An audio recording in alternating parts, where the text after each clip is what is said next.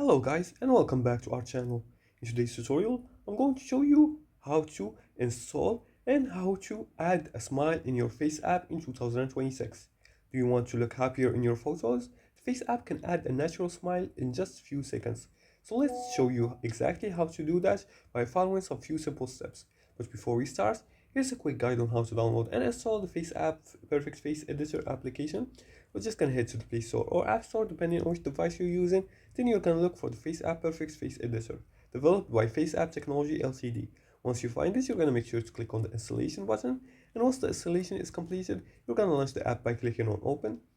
Then, once you're in the app's dashboard, you're gonna make sure to grant this access to your camera and gallery permission. So once you grant this access to your gallery and camera, you can take photos, and also your gallery photos will be displayed in this section right here. As you can see, I'm gonna select one, then I'm gonna upload the photo. Now once you upload the photo, you're gonna go to the smile section. From this bottom toolbar right here, as you can see there are lots of options. You're gonna find the smile option, which has this icon of smiley man here.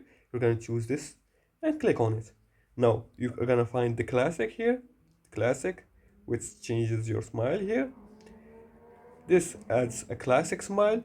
You can also uh, choose a closed smile, a tight smile, a pretty teeth if you want to whiten your teeth, and a white smile.